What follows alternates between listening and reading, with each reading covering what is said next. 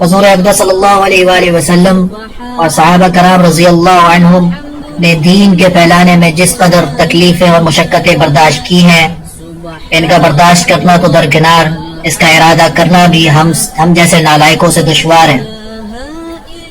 تاریخ کی کتابیں ان واقعات سے بھری ہوئی ہیں، مگر ان پر عمل کرنا تو علیحدہ رہا، ہم ان کے معلوم کرنے کی بھی تکلیف نہیں کرتے۔ اس باب میں چند قصوں کو نمونہ کے طور پر ذکر کرنا ہے۔ ان میں سب سے پہلے خود حضور اکرم صلی اللہ علیہ وآلہ وسلم کے ایک قصے سے ابتدا کرتا ہوں کہ حضور صلی اللہ علیہ وآلہ وسلم کا ذکر برکت کا ذریعہ ہے۔ حضور اکرم صلی اللہ علیہ وآلہ وسلم کے طائف کے سفر کا قصہ۔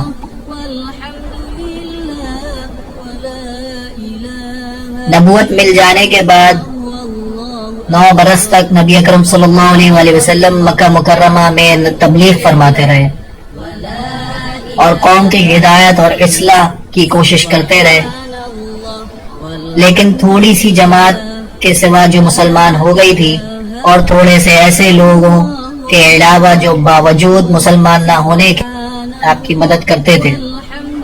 اکثر کفار مکہ آپ کو اور آپ کے صحابہ رضوان اللہ علیہ مجمعین کو ہر طرح کی تکلیفیں پہنچاتے تھے، مذاق اڑاتے تھے اور جو ہو سکتا تھا اس سے درگزر نہ کرتے تھے۔ حضور صلی اللہ علیہ وآلہ وسلم کے چچا ابو طالب بھی انہی نیک دل لوگوں میں تھے جو باوجود مسلمان نہ ہونے کے حضور صلی اللہ علیہ وآلہ وسلم کی ہر قسم کی مدد فرماتے تھے۔ 10ویں سال میں جب ابو طالب کا بھی انتقال ہو گیا تو کافروں کو اور بھی ہر طرح کے کھلے مہار اسلام سے روکنے اور مسلمانوں کو تکلیف پہنچانے کا موقع ملا۔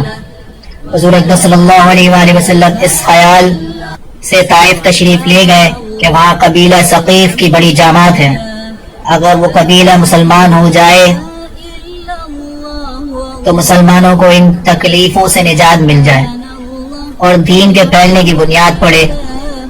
وہاں پہنچ کر قبیلہ کے 3 سرداروں سے جو بڑے درجے کے سمجھے جاتے تھے گفتگو فرمائی اور اللہ کے دین کی طرف بلایا اور اللہ کے رسول کی یعنی اپنی مدد کی طرف متوجہ کیا، مگر ان لوگوں نے بجائے اس کے کہ دین کی بات کو قبول کرتے یا کم سے کم عرب کی مشہور مہمان نوازی کے لحاظ سے ایک نووارد مہمان کی خاطر مدارت کرتے، صاف جواب دے دیا اور نہایت بے رخی اور بد اخلاقی سے پیش آئے۔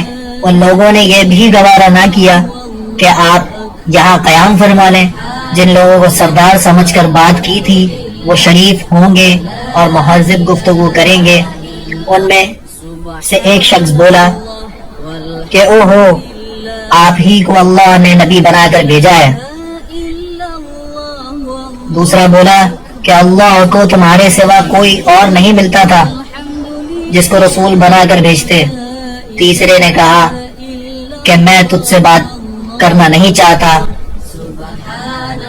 اس لیے کہ اگر تو واقعی نبی ہے جیسا کہ دعویٰ ہے تو تیری بات سے انکار کر دینا مصیبت سے خالی نہیں، اور اگر جھوٹ ہے تو میں ایسی شخص سے بات کرنا نہیں چاہتا۔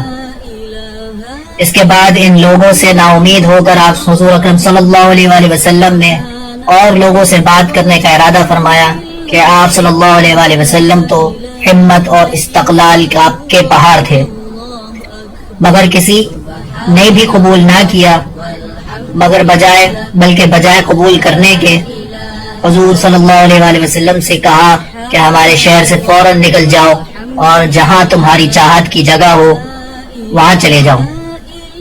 حضور اکرم صلی اللہ علیہ وآلہ وسلم جب ان سے بالکل مایوس ہو کر واپس ہونے لگے تو ان لوگوں نے شہر کے لڑکوں کو پیچھے لگا دیا کہ آپ صلی اللہ علیہ وآلہ وسلم کا مذاق اڑائیں، تالیاں پیٹیں، پتھر ماریں، حتیٰ کہ آپ صلی اللہ علیہ وآلہ وسلم کے دونوں جوتے خون کے جاری ہونے سے رنگین ہو گئے۔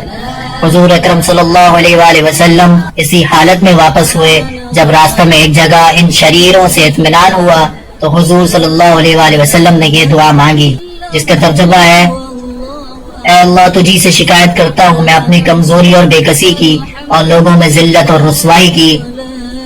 اے ارحم الراحمین، تو ہی ضعفاء کا رب ہے اور تو ہی میرا پروردگار ہے، تو تو مجھے کس کے حوالے کرتا ہے؟ کسی اجنبی بیگانہ کے جو مجھے دیکھ کر ترش روح ہوتا ہے اور منہ چڑھاتا ہے، یا کہ کسی دشمن کے جس کو تو نے مجھ پر قابو دے دیا؟ اے اللہ، اگر تو مجھ سے ناراض نہیں ہے تو مجھے کسی کی بھی پرواہ نہیں ہے۔ تیری حفاظت مجھے کافی ہے۔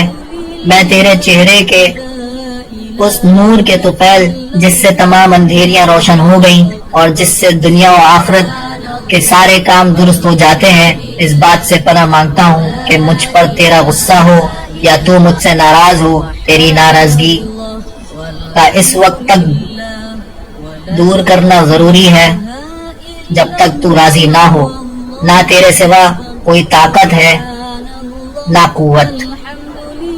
یہ دعا مانگنے کے بعد مالک ملک کی شان قہاری کو اس پر جوش آنا ہی تھا کہ حضرت جبرائیل علیہ السلام نے آ کر سلام کیا اور عرض کیا کہ اللہ تعالی نے آپ کی قوم کی گفتگو جو آپ سے ہوئی سنی اور ان کے جوابات سنے، اور ایک فرشتے کو جس کے متعلق پہاڑوں کی خدمت ہے آپ کے پاس بھیجا ہے۔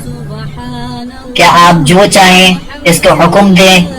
اس کے بعد اس فرشتے نے سلام کیا اور عرض کیا کہ جو ارشاد ہو میں اس کی تعمیل کروں گا۔ اگر ارشاد ہو تو دونوں جانب کے پہاڑوں کو ملا دوں جس سے یہ سب درمیان میں کچل جائیں، یا اور جو سزا آپ تجویز فرمائیں۔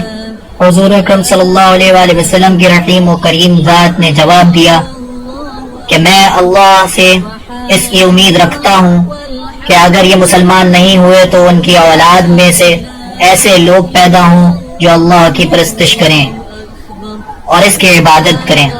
قاعدے میں شیخ لکھتے ہیں یہ ہے اخلاق اس کریم ذات کے۔ ہم لوگ نام لیوا ہیں کہ ہم ذرا سی تکلیف سے کسی کی معمولی سی گالی دے دینے سے ایسے بھڑک جاتے ہیں کہ پھر عمر بھر اس کا بدلہ کہیں اترتا ہے۔ ظلم پر ظلم اس پر کرتے ہیں اور دعویٰ کرتے ہیں اپنے محمدی ہونے کا، نبی کے پیروں بننے کا۔